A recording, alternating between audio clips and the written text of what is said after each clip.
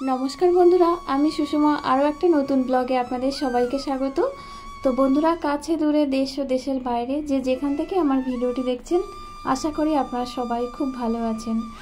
আর দেখুন, শুরুতেই চেষ্টা করি প্রথমে একটা সুন্দর ফুল বা সুন্দর প্রকৃতির কোনো দৃশ্য দেখানোর। কিন্তু আজকে যেটা দেখাচ্ছি এটা কিন্তু খুলশি ফুল। তো এই ফুলের নামটা আমি বললাম এই কারণেই, এই ফুল তো আর লোকালয়ে বা সব জায়গায় হয় না। এটা হলো সুন্দরবনের জঙ্গলের ফুল। আর আমরা যে মধু খাই, তো আমাদের মানে টোটাল বিশ্বের মধ্যে যে মধুটা প্রথম স্থান অধিকার করে আছে, এটা কিন্তু মানে সেই ফুলের মধু। এই ফুলের মধুই কিন্তু বিশ্বের মধ্যে প্রথম স্থান। তো এ নিয়ে এর আগেও আমার ভিডিও ছিল। তো সুন্দরবনের বেশ কিছু গাছ নিয়ে বা গাছের ছবি দিয়ে কিন্তু এর আগে আমার ভিডিও করা আছে। তো এখন দেখলাম আমার গ্যালারিতে এই ভিডিওটা রয়ে গেছে, তো ভাবলাম আপনাদের কাছে শেয়ার করি। আর এই যে দেখুন, বাবা ঘরেই আছে, আর ঘরে থাকলে কিন্তু বসে থাকে না। এই যে দেখুন, আর আমাদের ঘরের কি অবস্থা দেখুন। এখন তো বাবা সেইভাবে ঘরে থাকতে পারে না, আর আমাদের তো সময় কোথায়, আমরা তো পারি না। দুই সোনা আছে, তো বাবা দেখুন ঘরে পুরো একদম মানে সব পরিষ্কার করে দিচ্ছে। তবে সমস্যা একটাই হয়েছে, বিছানার যে বেডশিটটা আছে সেটাই হচ্ছে তোলা হয়নি, তো ওটাকে আবার কাচতে দিতে হবে। দেখুন কি অবস্থা, কত নোংরা ঘরের মধ্যে, সব উপরে ছিল। তো যাই হোক, আর আপনাদেরকে বলা হয়নি, এই যে দেখুন মা এসছে। আর মার আসার মুহূর্তটাও কিন্তু আমি আপনাদের কাছে শেয়ার করতে পারিনি।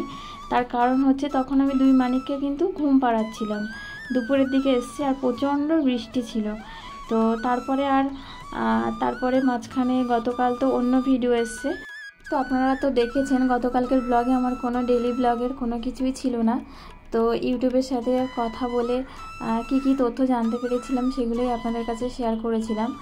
তো সেই জন্য মাকে নিয়ে সব কিছু আর বলা হয়নি। আর মা কি আনলো সেগুলোও বা এখন দেখাতে পারছি না। অলরেডি গতকালকের ভিডিওটা প্রায় 12 মিনিটের মতো হয়ে গেছিলো। তো সেই জন্য আজকে আর দেখাচ্ছি না, পরের ব্লগে দেখাবো মা বাড়ি থেকে কি এনেছে আমাদের জন্য।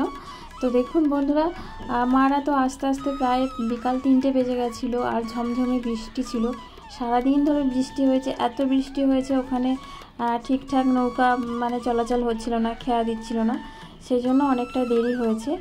আর তারপরে এসে মারা খেয়েছে, আর সঙ্গে কিন্তু দাদা এসছে, আর দাদার ছোট মেয়ে এসছে, মানে আমার ছোট্ট ভাইজি, ও ভাইদের কাছে এসছে। তার কারণ রাখি পূর্ণিমা, ভাইদেরকে রাখি পরাবে সেই জন্য।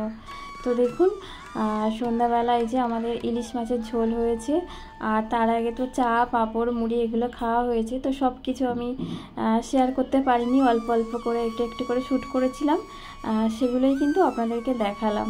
আর ওই সমস্ত টিফিন এটা ওটা খেয়ে তো আর রাতে তো আর মানে সেইভাবে কেউ ভাতই খায়নি। তো ভাত রুটি দুটোই হয়েছিল, যে যেটা খাবে, তো সেইভাবে কেউ কিছু খায়নি। তো বন্ধুরা, কেউ কোথাও যাবেন না, ফিরে আসছি সকালবেলা। তো দেখুন বন্ধুরা, চলে এলাম সকাল সকাল। আর আজকে তো রাখি পূর্ণিমা, আর মা এসছে। মা তো আর বেড়াতে আসেনি, মায়ের ডাক্তারের চেক আপ এসে গেছে। প্রত্যেক মাসে মাসে তো মায়ের চেক আপ করতে হয়, আপনারা সবাই জানেন। তো এই যে দেখুন, সকাল সকাল কিন্তু বাবু এই যে মাকে নিয়ে, মায়ের অনেকগুলো টেস্ট আছে, ব্লাড টেস্ট, ইউএসজি, এগুলো করতে হবে। ওই জন্য এই যে বাবু দেখুন মাকে নিয়ে চলে যাচ্ছে। আর এই যে সকাল সকাল রান্নাও হয়ে গেছে। এর আগের ব্লগে দেখিয়েছিলাম যে মুরুলি মাছ বা শঙ্কর মাছ, যে মাছ বলুন, তো এই মাছ কিন্তু মা রান্না করেছে, মানে আমার শাশুড়ি মার কথা বলছি। তো রান্না হয়ে গেছে, সব রান্নাগুলো আর শেয়ার করিনি, এই রান্নাটা দেখালাম আর কি। তার সাথে তো সাইডে মানে ডাল ভাজা চচ্চড়ি তো আছেই। আর এখানে দেখুন এই যে আমার ছোট ভাইজি তোজো আর তানকে রাখি পরাচ্ছে ওদের ভাইকে। তো দুই মানিক দেখলাম শান্তভাবে রাখি পরলো, এটা খুব ভালো লাগলো। আর শুধু শান্তভাবে রাখি পরলো না, দিদি ভাইকে কিন্তু অনেক আদর করলো। তো বন্ধুরা দেখুন, এই যে ভাইজি এসছে, ভাইজি কিন্তু অনেক ছোট। আর এই যে প্রথমবার কিন্তু ও মাকে ছাড়া এখানে এসছে, মাকে ছাড়া কিন্তু থাকেই না। তো ঠাম্মার বাবার সাথে চলে এসছে। তো বাবা বলতে দাদা এসছে, তার কারণ মা তো একা আসতে পারবে না, যখন তখন অসুস্থ হয়ে পড়ছে। মাকে তো রাস্তায় একা ছাড়ার কোনো আর কথাই নেই, ছাড়াই যাবে না, ওই জন্য দাদা এসছে মাকে পৌঁছে দিতে। আর এই যে দেখুন কত আদর করছে দিদিকে। তো দাদার মা কিন্তু এসেছিল রবিবারে। তো রবিবার দুপুরের দিকে এসছে, দুপুর মানে 3টে বেজে গেছিলো। আর সোমবার তো রাখি পূর্ণিমা, আর সোমবার এখন এই মানে সোমবার রাখি পরানোর পরেই আর কি ভাইজি আর দাদা চলে যাবে। আর মা তো সকালে উঠেই চলে গেছে, দেখলেন যে মার মানে কিছু টেস্ট আছে সেই জন্য গেছে, ব্লাড টেস্ট, ইউএসজি। আর এই যে একে নিয়ে খুব টেনশান হচ্ছিল, রাতে যদি কান্নাকাটি করে কি হবে। তো কান্নাকাটি করিনি, খুব শান্তভাবেই ঘুমিয়েছে। আর সকালেও এই যে দেখুন শান্তভাবে ভাইদের সাথে খেলছে, রাখি পরাচ্ছে। তো খুব ভালো লাগলো। আমার বিয়ের পর থেকে বড়দাকে তো রাখি পরানোই হয়নি। ছোটদাকে একবার পরিয়েছিলাম, ও একবার এসেছিলো আমার বিয়ের পরের মানে সেই বছর। আর বড়দাকে মানে বিয়ের আগে রাখি পরিয়েছি, আর বিয়ের পরেই প্রথমবার কিন্তু রাখি পরাবো। মানে এই সময় আমরা তো যাই না ওখানে, আর ওরাও আসে না। তো খুব ভালো হলো, মাকে দিতে এসছে, আর মানে রাখি পরানোও হবে। আর এই শাড়িটা দেখে চিনতে পারছেন তো, এই শাড়িটাই কিন্তু বার করে রাখলাম। আর এখন এই যে স্নান টান সেরে একদম চলে এসেছি। আর দাদাও রেডি হয়ে গেছে, দাদা বাড়ি চলে যাবে, ওই জন্য রেডি হয়ে গেছে, বেরোবে। তো এই যে দেখুন এখন দাদাকে রাখি পরিয়ে দিচ্ছি। আর এই রাখি পরানোর সময় তোজোর কি কান্না। রাখি পরানোর পরে আমি যখন দাদাকে মিষ্টি খাইয়েছি, আর তারপরে দাদা যখন আমাকে মিষ্টি খাইয়েছে, তখন তোজোর কি কান্না। মিষ্টিটা কেন মাম্মামকে দিল মামা, মামা মিষ্টিটা কেন আমাকে দিল না। তো সে অসম্ভব কান্না, মানে একদম চুপ করানো যায় না, থামানো যায় না। তারপরে বায়না ধরলো এখন আমাকে ললিপপ দিতে হবে, তারপরে আমি চুপ করব। প্রচুর কান্নাকাটি করেছে। তো যাই হোক, আর দিদিও রাখি পরাতে পারে না, তার কারণ বাবুও যায় না, আর দিদিও এই সময় আসতে পারে না। তো দিদিও যেহেতু এখানে আছে, দিদিও রাখি পরাবে। তো আমরা একসাথেই, দিদিও রাখি আনিয়েছি, আমিও রাখি আনিয়েছি। আর দিদিও অপেক্ষা করে আছে বাবু কখন আসবে। তো বাবু তো এখনও ফেরেনি। আর দাদা যেহেতু বেরিয়ে যাবে, আর বারবার বৃষ্টি আসছে, আর অনেক দূরের রাস্তা, আর ছোট্ট বাচ্চা মেয়েকে নিয়ে যাবে, সাথে তো বৌদিও নেই। তো ওই জন্য মানে দাদাকে তাড়াতাড়ি করে রাখি পরিয়ে দিলাম, দাদা চলে যাবে। আর এই যে দেখুন এই সময়টাই কিন্তু ঝামেলাটা হয়েছিল। এই যে আমি দাদাকে মিষ্টি দিলাম, আর দাদা যখন আমাকে দিয়েছিল তখন তোজো কিন্তু খুব রাগ করেছে, খুব কান্নাকাটি করেছে। আর ঘরে অন্য মিষ্টি আছে, কিন্তু এটা শুধু রাখির জন্য অল্প করে মানে 5-6টা মানে 6টার মতো সন্দেশ আনা হয়েছিল, যে দাদাকে দেব আর দিদি হচ্ছে বাবুকে দেবে, সেই জন্য। আর ঘরে এমনি 2-3 রকমের মিষ্টি আছে, কিন্তু সেই মিষ্টি খাবে না ওরা, এই মিষ্টিই দরকার, এই সন্দেশই দরকার। তো যাই হোক বন্ধুরা, তো আমি রাখি পরানোর পরে দাদাকে দিদিও রাখি পরিয়েছে। আর এই যে দেখুন আমি আর এই মুহূর্তে কি করব, বাবু তো বাড়িতে নেই। তো এই পুতুলটাই আমি হচ্ছে ভাইজিকে দিলাম, যে ভাইরা তুমি তো ভাইকে রাখি পরিয়েছো, ভাইদের তুমি এটা রাখো। আর এই যে দেখুন কত ছোট্ট ভাইজি, তো অত দূর থেকে ও শুধু ভাইদের জন্য কিন্তু এই যে আসলো, প্রথমবার মাকে ছাড়া থাকলো। তো সত্যি আর খুব মানে পাকা পাকা কথা বলে জানেন তো।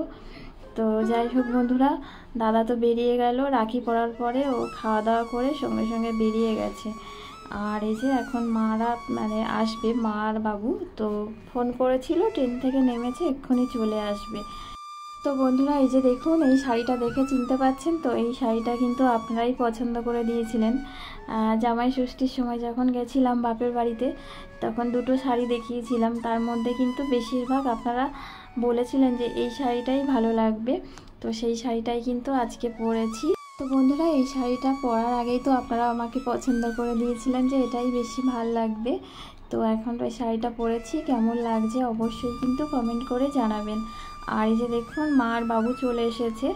তো এই যে সেই সকালে গেছে, আর এই যে কত বেলা হয়ে গেল, এখন এই যে ফিরছে। বন্ধুরা গতকাল যে ভিডিওটা আপলোড করেছিলাম যে ইউটিউবের সাথে আর মানে কি কথা হলো, আর কি তথ্য জানতে পারলাম, তো সেগুলো তো আপনাদের কাছে শেয়ার করেছিলাম। তো ভিডিওটা থেকে আপনাদের অনেক সুন্দর সুন্দর কমেন্ট পেয়েছি। তো আপনাদের সবাইকে আমার অন্তর থেকে অনেক অনেক ভালোবাসা। আর বেঙ্গলি ব্লগার সুষমা দিদিভাই, হ্যাঁ ঠিক বলেছ, লাইভ করার সময় যদি পাশে বাচ্চা কাঁদে, ওইটা না আমি ভুলে গেছিলাম। তো পরের দিন আমি অবশ্যই কিন্তু ওটা জেনে তোমাকে বলবো। আর রেহান ব্লগ থেকে মণিমা কমেন্ট করেছিল যে মণিমার ব্যাপারটা ক্লিয়ার হয়নি। তো মণিমা তুমি আমাকে একটু বলো, তাহলে আমি সেইভাবেই মানে জেনে তোমাকে বলবো।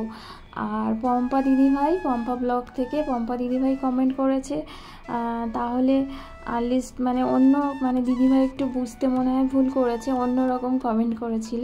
তো দিদিভাই আনলিস্টেড কিন্তু করে রাখা যাবে, আমি এটাই বলতে চেয়েছি। মানে ভিডিও আনলিস্টেড করে রাখলে তো কেউ দেখতে পাবে না, সেই জন্য ভিডিও থেকে আমরা ভিউজ পাবো না, সাবস্ক্রাইব পাবো না, এটাই বলতে চেয়েছে। তাছাড়া আনলিস্টেড করে রাখলে আমাদের চ্যানেলের কিন্তু কোনো ক্ষতি হবে না, এটা বলেছে আমাদের সম্পূর্ণ ব্যক্তিগত ব্যাপার, কিন্তু এটা থেকে আমরা ইনকাম পাবো না, এটাই কিন্তু বলতে চেয়েছে। কি এনেছো?